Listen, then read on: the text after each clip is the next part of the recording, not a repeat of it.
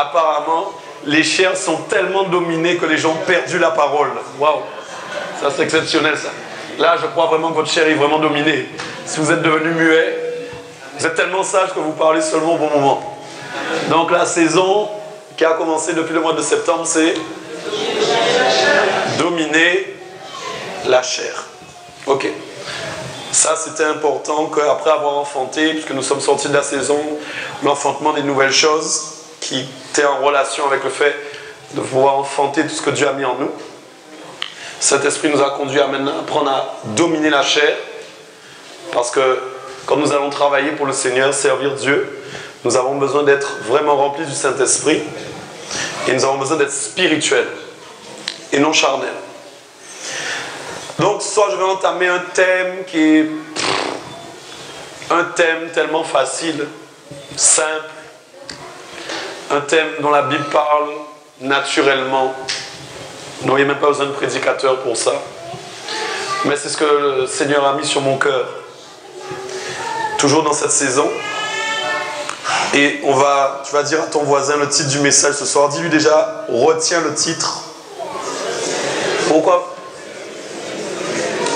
Mais pourquoi il faut lui dire retiens le titre? Parce que c'est ça qui va te permettre de te rappeler de ce que tu as entendu ce soir. Le titre c'est « Le zèle de ta maison me dévore ». J'aimerais bien que tu répètes ça. « Le zèle de ta maison me dévore ». Plusieurs mots importants dans cet intitulé. Déjà le zèle. Troisièmement la maison. Quatrièmement, dévorer.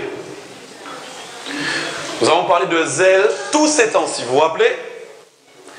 Nous avons pu nous rendre compte que, en fin de compte, zèle veut en réalité dire sagesse. Et on s'est rendu compte que soit on peut avoir une sagesse céleste, ou soit on peut avoir une sagesse terrestre. Le zèle amer correspondant à la sagesse terrestre, charnel, la Bible va même la citer de diabolique. Alors que nous sommes appelés, notamment en Jacques, à prier pour recevoir la sagesse d'en haut. Vous vous rappelez de ça? Et donc, quand on dit déjà le zèle de ta maison me dévore, il y a déjà la notion de sagesse qui apparaît dans cette pensée. Mais il y a une autre notion qui apparaît notamment dans l'hébreu, puisque c'est un texte qui est tiré notamment donc de l'Ancien Testament, et c'est David qui avait crié à Dieu cette parole, qui est en fin de compte simplement la jalousie de Dieu. Donc quand nous parlons du zèle de la maison de Dieu, nous parlons en fait de la jalousie du Seigneur pour sa maison. Jalousie veut dire, en fin de compte, je n'aime pas prêter ce que j'ai créé. Ou je n'aime pas que des étrangers utilisent ce que j'ai offert. Donc quand nous parlons de zèle, nous parlons de la jalousie divine de Dieu. Et c'est une jalousie en fait qui est sainte. Ce n'est pas une jalousie diabolique. C'est une jalousie qui est sainte. C'est-à-dire c'est une jalousie parce que Dieu aime tellement sa création, ce qu'il a créé, qu'il ne veut pas la partager. Pourquoi je veux décréter sur vos vies ce soir? Vous n'êtes pas appelés à être partagés. Mais vous êtes appelés à appartenir entièrement à Dieu. Je prie au nom de Jésus qu'aucun joug étranger ne vienne subsister sur aucune de vos têtes. Et je prie, si vous êtes célibataire, que vous compreniez qu'il faut arrêter de courir, mais qu'il faut attendre la bénédiction de Dieu pour ne pas vous mettre malencontreusement sous des jougs étrangers. Dieu jalouse beaucoup sa création. Je ne sais pas si ça se dit jalouse, mais bon. Merci. J'ai mon dictionnaire à droite, ne vous inquiétez pas. Donc, c'est vraiment important ce soir qu'on puisse comprendre que donc on parle de zèle, donc jalousie du Seigneur. Deuxièmement, la maison du Seigneur. Et nous allons voir de quelle maison nous parlons, puisque il y a une maison ici, c'est une maison du Seigneur. Mais il y a dans cette maison plusieurs maisons. Parce que vous êtes tous et toutes des maisons du Seigneur. Le troisième mot qui apparaît, c'est dévorer. Et apparemment, il y a quelque chose qui doit nous dévorer. Et David était dévoré. Vous savez, dévorer, c'est un mot qui est très fort. C'est quand nous sommes rongés. Quand nos entrailles sont purgées. Que ça nous démange, ronge. Il a dit, la chose qui me dévore, c'est la jalousie que tu as pour ta maison. Qui insinue donc en fait, j'ai compris, je suis en colère quand ton nom est bafoué. Je suis malheureux quand ta maison est dévastée. Je suis triste quand ta maison prend des coups. Il a proclamé cette parole. Le zèle de ta maison me dévore. Donc, je rends gloire à Dieu ce soir parce que je suis convaincu qu'en sortant d'ici, vous serez les premiers à vous dire, j'ai compris que je suis une maison et que Dieu jalouse cette maison. J'ai compris que celui qui habite en moi, qu'on appelle le Saint-Esprit, lui aussi est jaloux pour cette demeure. Et qu'il est venu avec cette pensée de sainteté. Alléluia. Nous devons être des temples saints.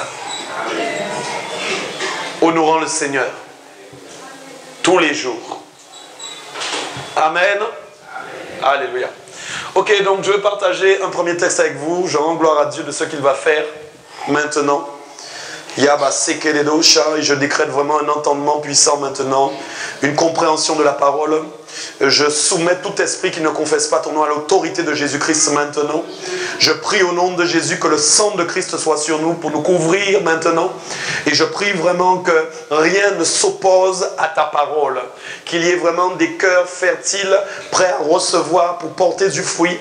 Qu'il n'y ait aucun obstacle à la compréhension de ta parole, mais au contraire qu'un esprit de révélation se manifeste sur chacun et chacune d'entre nous ce soir, afin que ton nom soit glorifié. Que quelque chose change maintenant dans l'atmosphère spirituelle.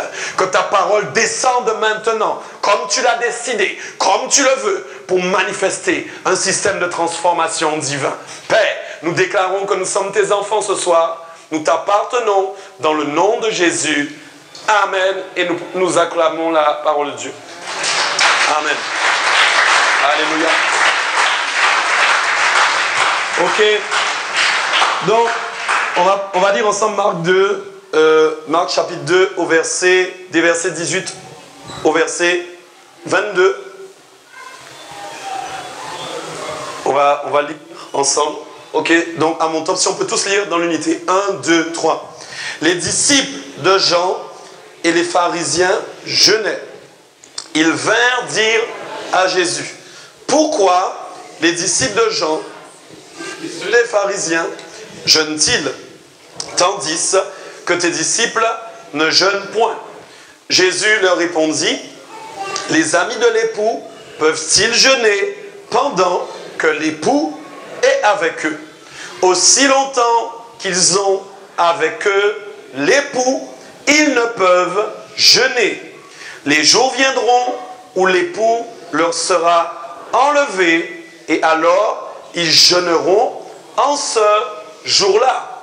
Personne ne coud une pièce de drap neuf à un vieil habit, autrement la pièce de drap neuf emporterait une partie du vieux et la déchirure serait pire. Et personne ne met du vin nouveau dans de vieilles outres, autrement le vin fait rompre les outres et le vin et les outres sont perdus. Mais il faut mettre le vin nouveau dans des outres neuves. Et nous avons vraiment Amen. Il est aussi dit en 1 Corinthiens 6, verset 19, ne savez-vous pas que votre corps est le temple du Saint-Esprit qui est en vous, que vous avez reçu de Dieu et que vous ne vous appartenez point à vous-même. Ok, nous avons vraiment un grand amen à ça, si nous sommes d'accord pour ça. Alléluia. Ok. Amen. Les disciples de Jean, amen, puis les Juifs, les pharisiens, etc., avaient posé cette question à Jésus. Pourquoi effectivement tes disciples ne jeûnent pas? Jésus, en fait, s'était vraiment rendu compte qu'il n'avait pas la compréhension du jeûne. Il n'avait pas compris, en fait, réellement à quoi servait le jeûne. D'ailleurs, j'aimerais vraiment que nous comprenions, bon, c'est vrai, la Bible a plusieurs types de jeûne, nous sommes d'accord? Mais il y a dans le jeûne une priorité spirituelle. Et la priorité spirituelle du jeûne, en fait, c'est la notion de perfectionnement, d'achèvement de ce que Dieu veut faire dans la vie de chacun d'entre vous. Quand les disciples ont posé la question, pourquoi, en fin de compte, tes disciples à toi, pas tes disciples, les disciples de Jean, enfin oui, et les pharisiens ont posé la question, pourquoi tes disciples ne jeûnent pas? Jésus a donné une réponse en disant, tant que je suis là, mes disciples n'ont pas besoin de jeûner. Ok? Et il a enchaîné sur une autre parole qui est importante, et il a parlé en image. Ok? Et il a dit, vous ne pouvez pas prendre un morceau de vêtement neuf pour le mettre sur du vieux, et vous ne pouvez pas prendre du vin nouveau pour le mettre dans un vieux verre. La question que je me suis posée, c'est pourquoi il a enchaîné sur ce thème-là. Les disciples avaient juste demandé, mais pourquoi ils ne jeûnent pas? Pourquoi Jésus a décidé de leur parler de ça après? Parce que Jésus, en fait, s'était rendu compte qu'il n'avait pas réellement la compréhension du jeûne. Et en réalité, le jeûne dont Jésus était en train de leur parler, c'était en fait le jeûne du changement. Le jeûne, en fait, de la transformation. Et l'idée qui était cachée derrière, c'était en fait, vous jeûnez, mais vous ne changez pas. Vous jeûnez, mais vous n'êtes pas transformé. Vous jeûnez, mais quand je vous écoute, il n'y a rien qui a changé.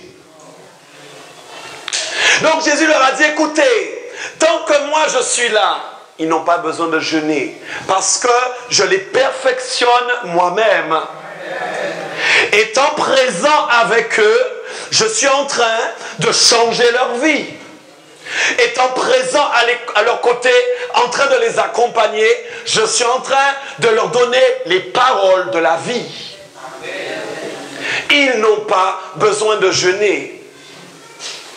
Mais comme Jésus savait qu'il allait partir, Jésus s'est empressé d'expliquer la notion du vrai jeûne qui servirait pour notre époque. C'est-à-dire en réalité, comment entrer dans la présence de Dieu et obtenir la transformation. Alléluia. Amen. Tu peux préparer ce jeu, tu peux venir. Je vais faire quelque chose avec vous ce soir. Alléluia. Amen. Tu as pensé emmener la timbale? Ok, très bien. Mets-toi en face pour qu'on te voie. Ouais. Ok, je vais faire quelque chose avec vous ce soir. Est-ce que vous vous rappelez des noces de Cana? Tout le monde? Tout le monde? Ok. Les noces de Cana, c'est en fait le premier miracle que Jésus a fait. Ce n'est pas un miracle qui est anodin. C'est un miracle qui était prophétique en fait. C'était un miracle qui allait définir et déterminer beaucoup de choses pour nous chrétiens. Quand j'ai commencé à prier pour ce message aujourd'hui, le Saint-Esprit m'a saisi. Et j'ai vu l'importance qui est pour Jésus, en tout cas pour Dieu notre Créateur, l'importance du corps. Et j'ai compris, nous verrons ça tout à l'heure dans la parole, nous avons tendance, en fin de compte, inconsciemment à penser que ce corps-là est juste voué en fait à disparaître, à revenir à la poussière, et que quand nous allons partir, nous allons revêtir un nouveau corps. Quand nous pensons ainsi, nous pensons en fait que ce corps ne sert à rien. D'ailleurs, bien souvent, nous allons avoir tendance à nous dire, mais il nous faut revêtir un nouveau corps, donc celui-là n'a pas d'importance. Mais en lisant bien la parole, écoutez ce que je vous dis ce soir, je me suis rendu compte en fait que c'est le même corps. Vous dites Amen, vous êtes sûr de dire Amen? Mais il y a des choses qui vont changer dans ce corps. Je vais expliquer tout à l'heure. Pourquoi Dieu mettrait tant d'importance à ce que ce corps, pourquoi ce corps aurait tant d'importance à ses yeux s'il sait que nous allons revêtir un autre corps?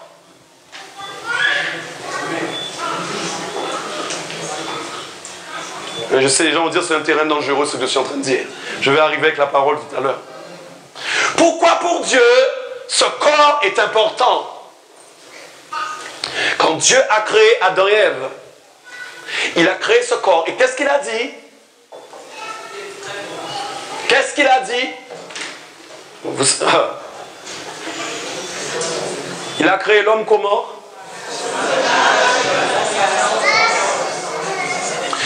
Image qui veut dire en réalité ombre. J'ai prêché sur ça quand j'étais en voyage en mission là. Ombre qui veut dire en fait que nous sommes les ombres de Dieu. Qui veut dire, une ombre c'est quoi? Une ombre c'est la forme de quelque chose. Donc en réalité je ressemble à Dieu parce que Dieu a des bras. Je ressemble à Dieu parce que Dieu a des yeux. Je ressemble à Dieu parce que Dieu a des pieds. Mais je ne suis pas comme lui parce que la constitution n'est pas la même constitution que lui. Mais j'ai sa ressemblance parce que je suis créé à son ombre. Donc le dessin qu'il a fait est un dessin représentatif de qui il est. Donc, entre le corps terrestre et le corps céleste, alléluia, il y a simplement la constitution qui change. Mais le corps est toujours créé à l'image de Dieu.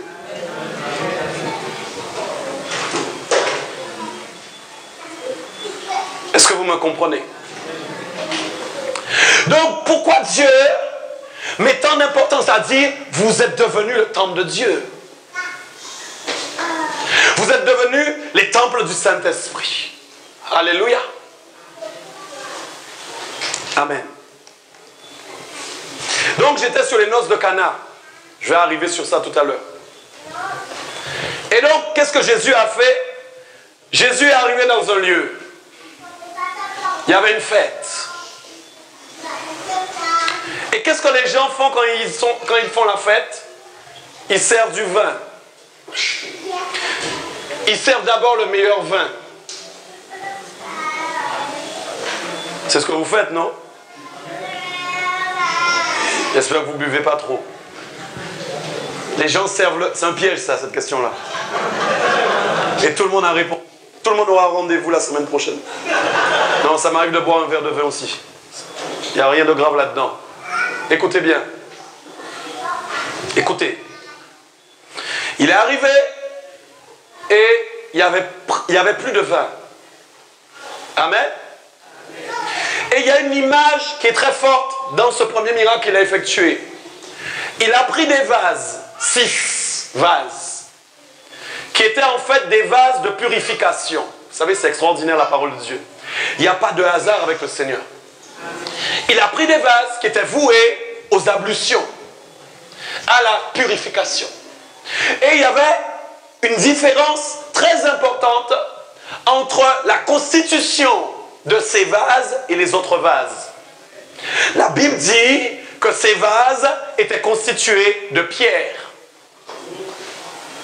Alors qu'habituellement, à l'époque, les vases étaient constitués de terre. Pourquoi important?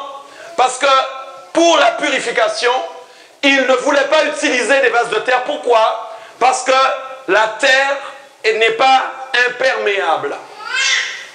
Qui veut dire en fait que quand le vin est mis dans un vase de terre, même si vous le nettoyez, le vin va s'incruster dans la terre.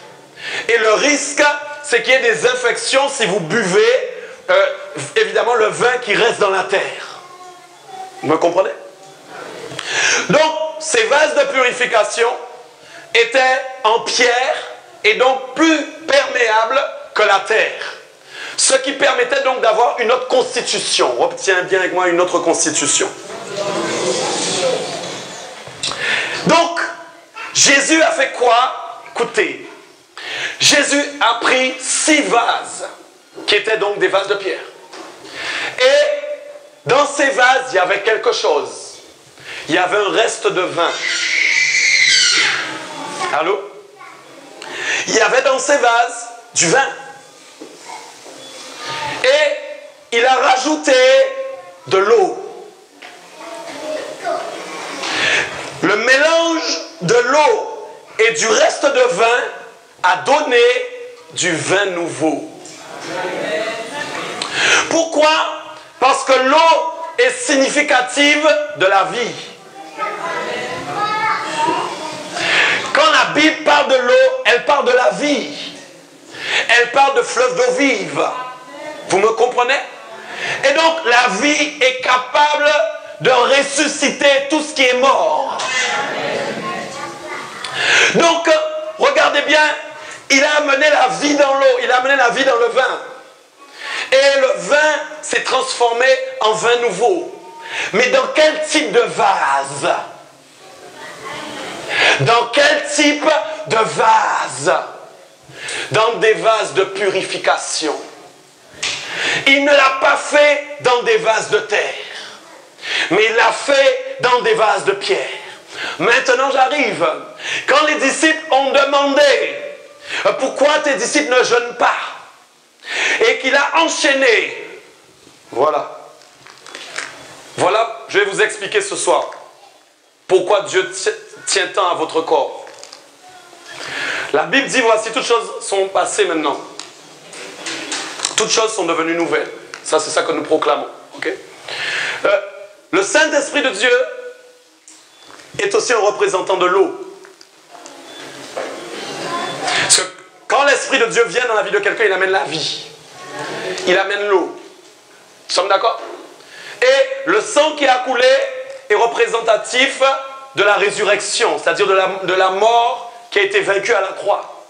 Quand le sang a coulé, la mort a été vaincue. Vous êtes là avec moi ou pas? Le sang a vaincu la mort. Nous sommes OK? Et l'eau donne la vie. Jusque-là, vous me comprenez bien. Mais en fait, quand il a amené le vin donc, aux noces de Cana, quand l'ordonnateur du repas a bu le vin, qu'est-ce qu'il a dit? Il a dit, tout le monde sert d'abord le meilleur vin. Le meilleur vin.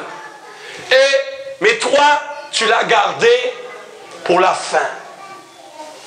Qui veut dire, en fin de compte, avec toi, même quand il n'y a plus de vie, avec toi, même quand il n'y a plus d'espoir, avec toi, même quand nous pensons que tout est fini, tout est possible. J'arrive.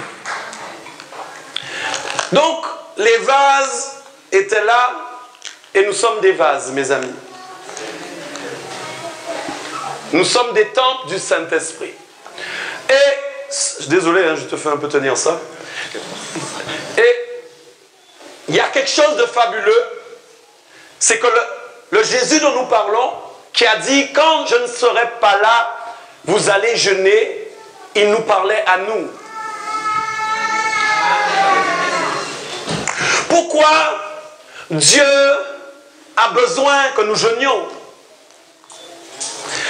Parce que Jésus n'est plus là et que quand nous nous mettons en jeûne, nous nous mettons en arrêt. Je vais expliquer. Quand Jésus est mort, il a été mis dans le tombeau. Il est resté combien de temps dans le tombeau? 3 jours. Amen. Comment est-il sorti du tombeau?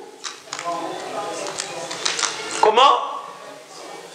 il est sorti d'une manière miraculeuse. Je vais expliquer.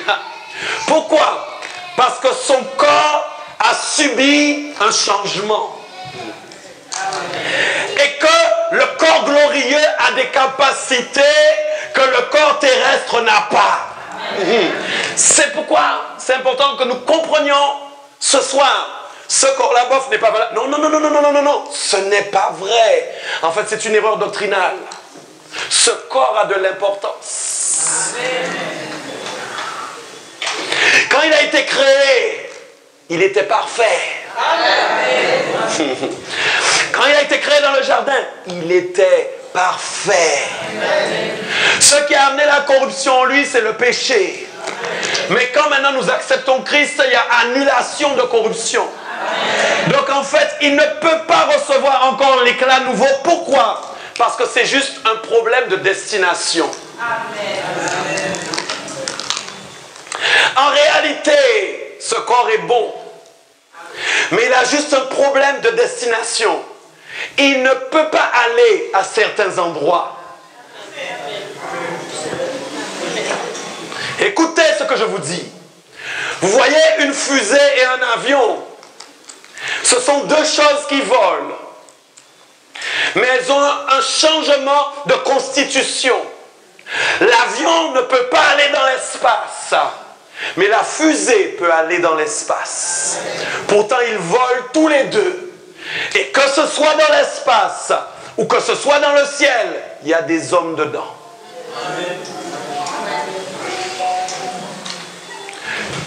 Que ce soit dans l'espace, que ce soit dans le ciel, il y a des gens assis dedans. Simplement, les matériaux utilisés ne sont pas les mêmes. Pourtant, ils volent tous les deux. Ayamasoka. Pourtant, ils volent tous les deux. Mais ils ne peuvent pas aller au même endroit. L'homme a donc réfléchi à quel matériau utiliser pour faire un avion entrer dans l'espace. Vous me comprenez? Donc ce que je t'explique aujourd'hui, alléluia, c'est que celui qui est venu habiter en toi est venu pour manifester la gloire du corps que tu auras prochainement. Amen.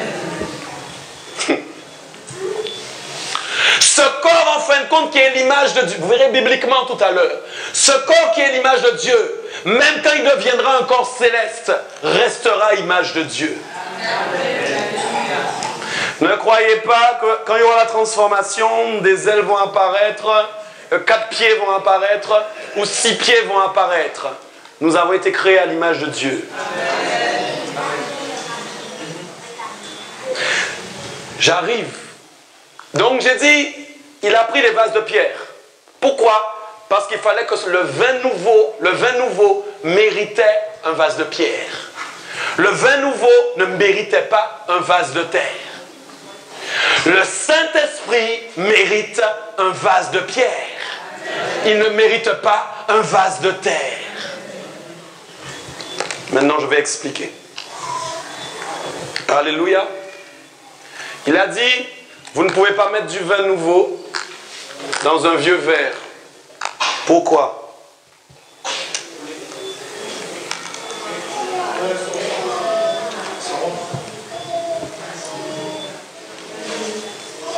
Est-ce que vous êtes en train de voir ce que vous voyez ou pas? Désolé, hein, ça va peut-être te salir un peu, mais tu seras encore béni. Tu es déjà tellement béni, toi. Amen. Si vous êtes comme ça, vous avez des fuites. C'est sérieux. Mais il a dit, il faut que le verre soit neuf. Voilà. Quand il est comme ça, tout ce que l'Esprit a mis à l'intérieur est manifesté dans vos vies.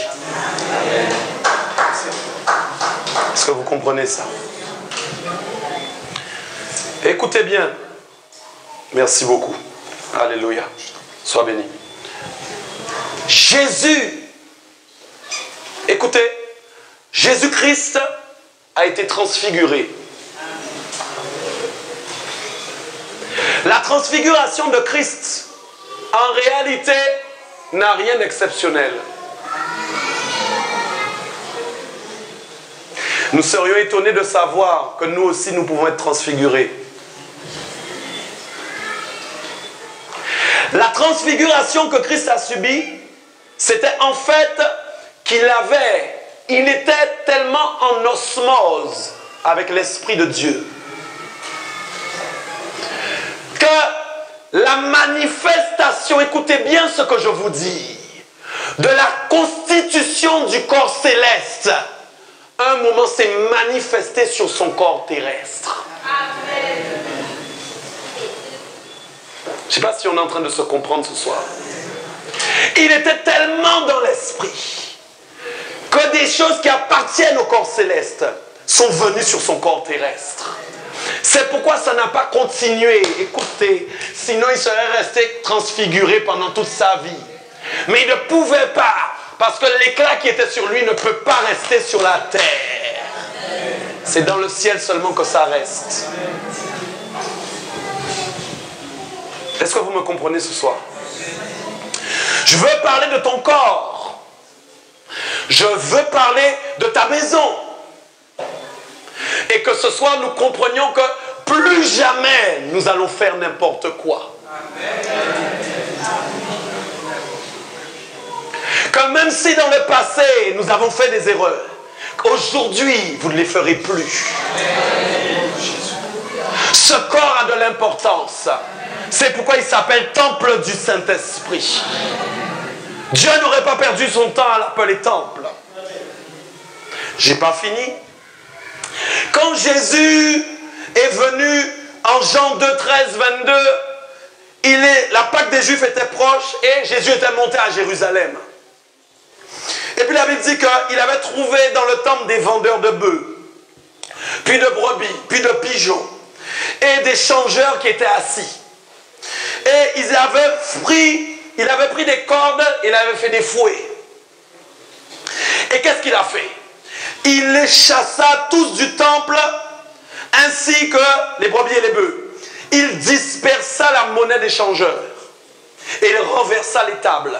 Et il dit aux vendeurs de pigeons, écoutez, ôtez cela d'ici. Ne faites pas de la maison de mon père une maison de trafic. Ses disciples se souvinrent qu'il a écrit, le zèle de ta maison me dévore. Alléluia. Il dit ensuite que les Juifs ont pris la parole et lui ont dit, mais quel miracle nous montres-tu pour agir de la sorte? Jésus répondit, détruisez ce temple et en 3 jours je le relève. Les Juifs disent, il a fallu 46 ans pour bâtir ce temple et toi en 3 jours tu comptes le relever? Mais il parlait du temple de son corps. Allô, allô, allô. C'est pourquoi lorsqu'il fut ressuscité des morts, ses disciples se souvinrent qu'il avait dit cela. Et ils crurent à l'écriture et à la parole que Jésus avait dite. Quand Jésus est allé dans le tombeau 3 jours, il était en jeûne.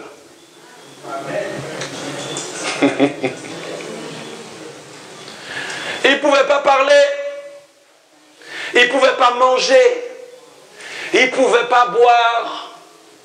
C'est une image ce que je suis en train de vous dire. Il ne pouvait rien faire. Donc quand il est sorti le 3e jour, personne n'est venu ouvrir. La Bible dit qu'un ange est venu, mais il n'était déjà plus là. L'ange est venu pousser la pierre, rouler la pierre, pour qu'on voit qu'à l'intérieur, Jésus n'était plus là. Mais moi, je vais vous dire comment Jésus est sorti. Il a traversé la pierre. Parce que le corps qu'il a revêtu permet de passer les murs. Vous savez, on regardait Terminator avant. Ils écrasaient les murs dans chaque mur là qui passait. Mais c'est ça dont je suis en train de parler. Sans écraser. Il passait dans les murs. Il avait la capacité d'être dans un lieu maintenant et d'apparaître à un autre endroit 2 minutes plus tard. Vous ne pouvez pas faire ça avec votre corps. Mais le corps qu'il a revêtu pouvait le faire. Quand Jésus a parlé, il a eu de la colère pour la maison de Dieu. Et il a dit, vous avez fait de ma maison une maison de trafic. Trafic veut dire en fait, vous faites n'importe quoi avec la maison de Dieu. Mes amis, nous ne pouvons pas trafiquer avec ce corps. Nous ne pouvons pas trafiquer avec ce temple. Jésus a tout saccagé parce qu'il était en colère. Alléluia. Amen. Donc comprenez bien que quand il a dit qu'on doit jeûner, amen, parce que le nouveau ne peut pas côtoyer l'ancien, c'est parce que le Saint-Esprit nous appelle à comprendre ce soir la valeur du temple du Saint-Esprit. Et que notre corps ne nous appartient plus. Voilà ce que la Bible dit. Ton corps, tu as beau être beau, tu as beau être belle, mais tu ne t'appartiens pas toi-même. Tes os ne sont pas à toi. Tes orteils ne sont pas à toi. Tu as beau les chouchouter là, mesdames, vous chouchoutez vos ongles là, peut-être vous allez dans les instituts. Ça ne change rien, ce ne sera jamais tes ongles quand même. Tu peux mettre tout le vernis que tu veux, ça appartient à Dieu. Quand tu regardes, tu crois que c'est à toi. Ouh, wow, wow, wow. Mais c'est à Dieu.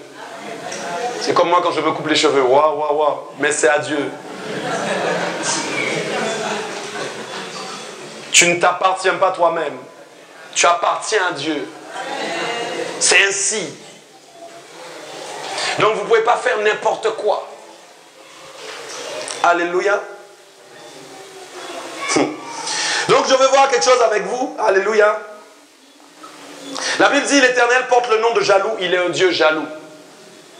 Quand il avait parlé au peuple juif, il leur avait dit, surtout n'allez pas avec les étrangers. Ne vous mélangez pas avec les étrangères. Vous vous rappelez? N'allez pas devant leurs idoles. Parce que Dieu est un Dieu jaloux. Donc ce corps, quand Dieu le regarde, il attend de voir qu'est-ce que nous faisons avec.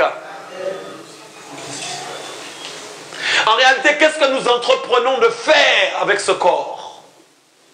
Vous voyez, l'esprit de débauche qui existe aujourd'hui sur la terre, c'est cet esprit, en fin de compte, qui vient corrompre la notion du temple du Saint-Esprit. Parce que le diable est en train d'inverser les choses pour nous faire croire que nous pouvons faire ce que nous voulons. Parce que ça nous appartient. Même parfois, dans le monde chrétien, on ne sait même pas ce que nous pouvons faire ou pas avec le corps. Nous avons besoin de révélations pour savoir ce que nous pouvons faire ou pas. Est-ce que vous comprenez? Ce corps appartient à Jésus. C'est un corps saint. Dieu le voit comme étant un corps saint. Alléluia. Amen.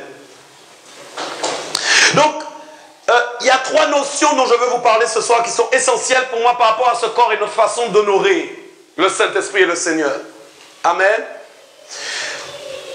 Paul avait dit en 2 Corinthiens 6, verset 14, si on peut les prendre, verset 14 à 18. Il avait dit quelque chose d'important. Il a dit, ne vous mettez pas avec les infidèles sous un joug étranger. Car quel rapport y a-t-il entre la justice et l'iniquité? Qu'y a-t-il de commun entre la lumière et les ténèbres? Quel accord y a-t-il entre Christ et Bélial? Ou quelle part a le fidèle avec l'infidèle? Quel rapport y a entre le temple de Dieu et les idoles? Car nous sommes le temple de Dieu vivant. Comme Dieu l'a dit, j'habiterai et je marcherai au milieu d'eux, je serai leur Dieu et ils seront... Continuons. C'est pourquoi, sortez du milieu d'eux, séparez-vous, dit le Seigneur, ne touchez pas à ce qui est impur et je vous accueillerai. Je serai pour vous un père, vous serez pour moi des fils et des filles, dit le Seigneur Tout-Puissant. Si nous voulons être accueillis par Dieu, et si nous désirons que Dieu soit au milieu de nous réellement, nous devons vivre dans ces trois dimensions. La première, nous devons sortir. Ça, c'est la première chose. Si vous voulez que votre corps ne soit pas corrompu par diverses tentations, vous devez sortir. Parce qu'il y a des gens qui croient qu'ils n'ont pas besoin de sortir et qu'ils vont tenir, mais ils se trompent. Vous devez sortir.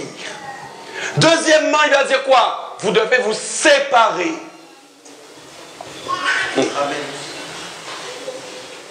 Et troisièmement, vous ne devez pas toucher. Donc en gros, écoute bien, sortir, séparer, ne pas toucher, viens un peu. C'est le soir du théâtre ce soir. Si lui c'est un homme mauvais qui me corrompt, la Bible dit, les mauvaises compagnies corrompent les bonnes. Merci. Nous parlons de corruption, pas d'autre chose. Je suis comme ça avec lui. La première chose que je dois faire, c'est que je dois sortir. Mais maintenant, je suis sorti, mais je suis encore trop près de lui. Donc je dois me séparer. Et maintenant que je me suis séparé, même si je veux toucher, je ne peux pas toucher, parce qu'il est trop loin de moi. À ce moment-là, Dieu vient m'accueillir, parce que je suis seul quelque part. Parce que Dieu vient là où les gens sont seuls. Merci. Est-ce que vous êtes en train de me comprendre ce soir? Vous ne pouvez pas faire des compromis avec les gens, parce que les gens sont gentils, ils sont bons, ils m'ont aidé, ils m'ont prêté 500 €. Mais chaque fois que tu es avec eux, tu es corrompu. Chaque fois que tu sors de là, tu es injurié.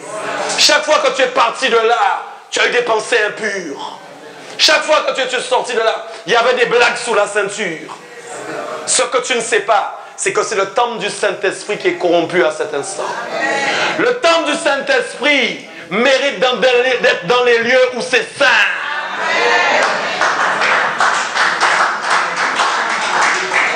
Je n'ai pas envie que le Saint-Esprit se lève et dise arrête de faire de cette maison une maison de trafic. Arrête de traficoter.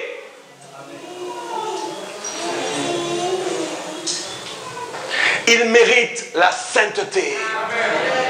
Il ne peut pas voir n'importe quoi. Il ne peut pas entendre n'importe quoi. Il ne peut pas faire n'importe quoi.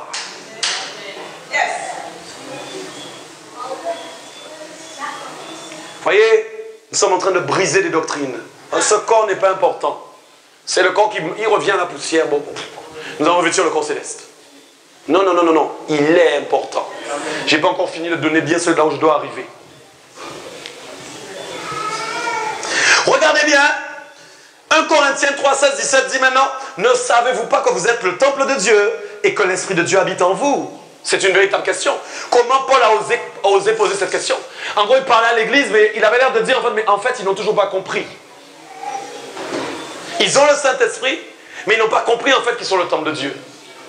Et il dit, si quelqu'un, si on peut lire, si quelqu'un détruit le temple de Dieu, Dieu le détruira, car le temple de Dieu est, et c'est ce que vous êtes. Wow, je vais expliquer quelque chose. Alléluia. Rappelez-vous, quel type de destruction nous sommes en train de parler? Un peu avant, quand Paul a parlé, il a parlé des œuvres. Et il a parlé en fin de compte de certaines œuvres qui sont appelées à être consumées et d'autres pas. Et pour parler ainsi, il a parlé en fait de la qualité des éléments que nous utilisons pour bâtir. Vous me suivez ou pas? Bâtir qui correspond à construire, à édifier.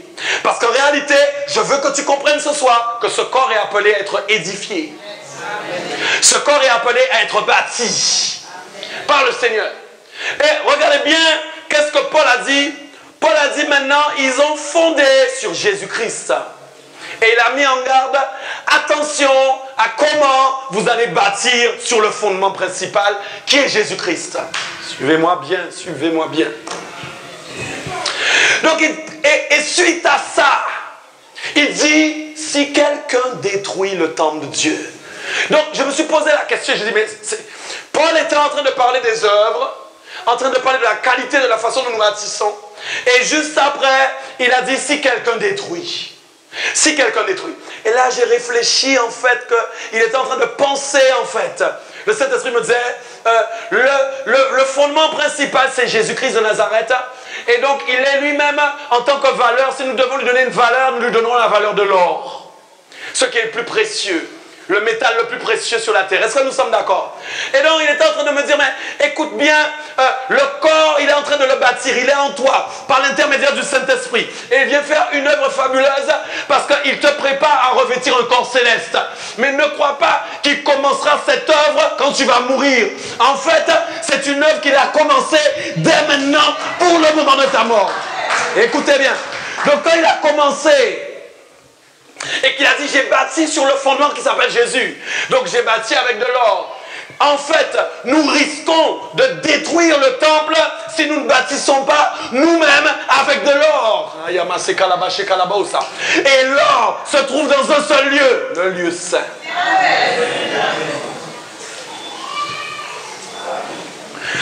Donc chaque fois en fait, quand vous trimballez le corps dans des lieux qui ne sont pas saints, vous bâtissez avec du bois. Et qu'est-ce qui va se passer si quelqu'un détruit le temple de Dieu? C'est là où je vais arriver. En fait, la destruction n'est pas que tu vas être détruit d'un coup et tu vas t'ébranler comme un Lego.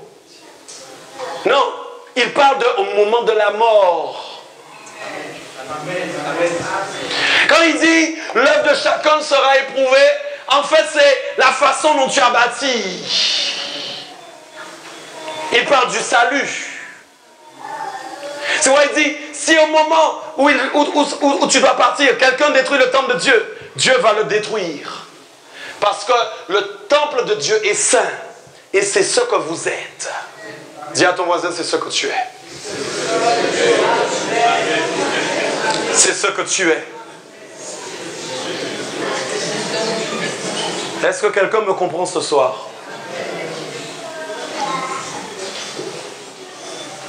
En fait, le corps de chacun sera éprouvé pour savoir s'il obtient l'homologation pour la transformation en corps céleste. C'est ça que nous n'avons pas compris. Allô, allô, j'espère que je parle à quelqu'un. En réalité, c'est pas je vais mourir, mon corps revient à la poussière, oh, il me redonne un nouveau scaphandre là. Non, non, non, non, non, non, non. En réalité, c'est que je suis en cours d'homologation pour le ciel. C'est ça la réalité. Regardez bien. C'est là où maintenant je vais appuyer ce que j'ai dit ce soir avec la parole.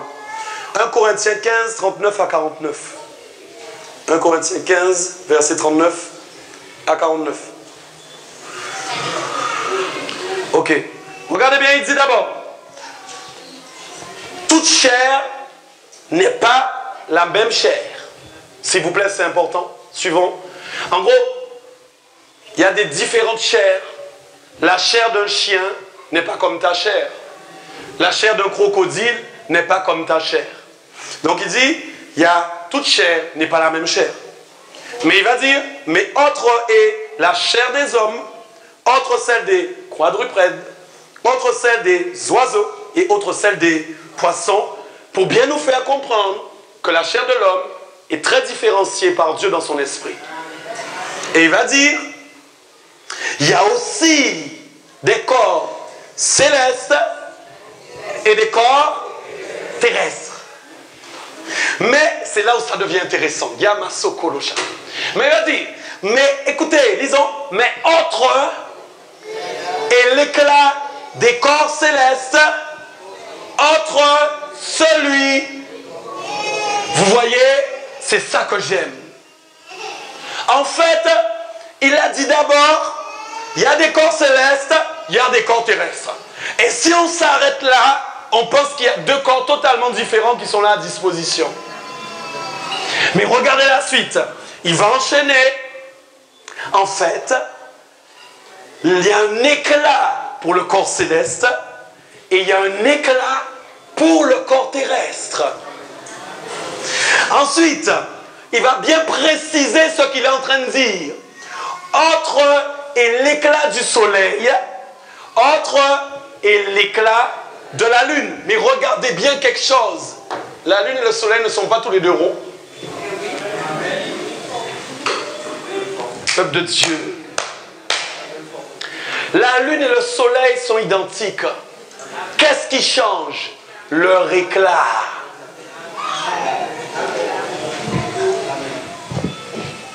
C'est leur éclat qui change. Vous me comprenez? Et regardez, il va ajouter encore, autre est l'éclat des étoiles, même une étoile diffère en éclat d'une autre. Voyez un peu. C'est pas fini. Ainsi en est-il, voilà, s'il te plaît, lis-le.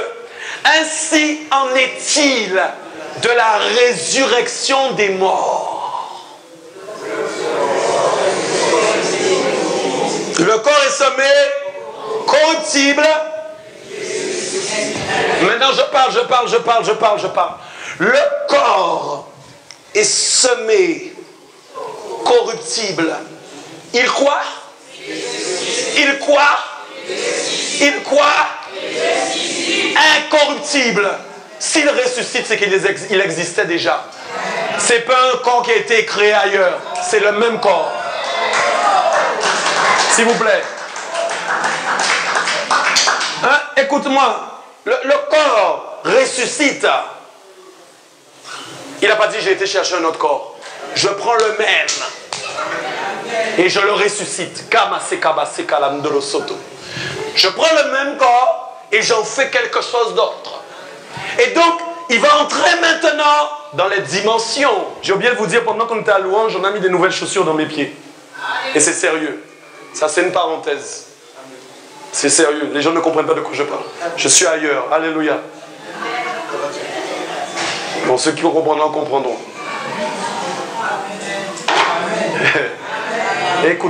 Écoutez, Yamasa. Vous voyez, le corps ressuscite. Et il va dire, voilà maintenant en fait, il va donner en fait les différences à travers le système de résurrection. C'est pourquoi Jésus, il a été vu dans le système. Il est le seul à avoir été vu en réalité dans le système. C'est pourquoi il a pu sortir du tombeau, parce qu'il a pris le même corps. Dieu a pris le même corps, mais il a ressuscité avec un nouvel éclat, premièrement. Puis deuxièmement, je vais expliquer, il l'a rendu incorruptible. Nous continuons. Il dit encore, il est semé méprisable, mais il ressuscite comment? Glorieux. Il est semé infirme, il ressuscite plein de force. Il est semé corps animal, il ressuscite corps spirituel. S'il y a un corps animal, il y a aussi un corps spirituel. C'est pourquoi il est écrit, le premier homme Adam devint une âme vivante, etc. Vous connaissez ça. Mais là, ce qui m'intéresse, regardez bien, pour appuyer ce que je vous dis depuis le début, verset 49. De même que nous avons porté l'image du terrestre, Ayamasa, nous porterons aussi l'image du céleste. Image qui veut dire ombre. C'est un problème en fin de compte de constitution. Et maintenant j'arrive sur l'explication. Regardez bien. Donc en fait, le nouveau corps dans le système de résurrection va obtenir 4 niveaux de transformation. Le premier niveau, c'est qu'il devient, en fin de compte, comment on a dit, incorruptible. Alléluia. Ce qui veut dire comment il est, en fin de compte, il est inaltérable et immortel. C'est un corps qu'il ne peut pas altérer. Il ne peut pas y avoir de rides. Il ne peut pas y avoir de cheveux blancs. C'est bien. Il est inaltérable. Il ne peut pas mourir. Deuxièmement, il est glorieux, qui veut dire éclatant. C'est ça la transfiguration sur la montagne. Comprenez bien. Les effets du corps céleste de Jésus manifestés sur la terre pour démontrer qui il est réellement. Mais ça n'a pas duré. Ça ne pouvait pas durer. Sinon, il aurait fallu qu'il parte tout de suite. Troisièmement, il est ressuscité plein de force. Ça veut dire plein de pouvoir et plein de puissance. Il peut faire des choses extraordinaires. Et quatrièmement, il est spirituel. Ça veut dire qu'il est esprit. Il est esprit. Amen. Est-ce que vous comprenez bien? Alléluia. Je rends gloire à Dieu pour ça. Donc vous voyez, hein, le temple qui est là, c'est pas n'importe quoi. S'il te plaît, écoute bien ce que je suis en train de dire ce soir. C'est fini maintenant. C'est pas n'importe quoi. Vous vous rendez pas compte? voyez comment le malin peut immiscer des pensées, des systèmes de pensée en nous? C'est vrai, c'est le corps qui doit disparaître. Nous allons revêtir un nouveau corps, c'est pas grave.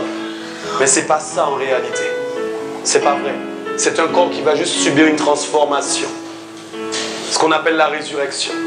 Et qui va amener en lui des nouvelles choses extraordinaires. Mais nous restons à l'image de Dieu. Nous restons les ombres de Dieu. Des représentants de Dieu sur la terre. Alléluia. Alléluia. Acclame Dieu ce soir.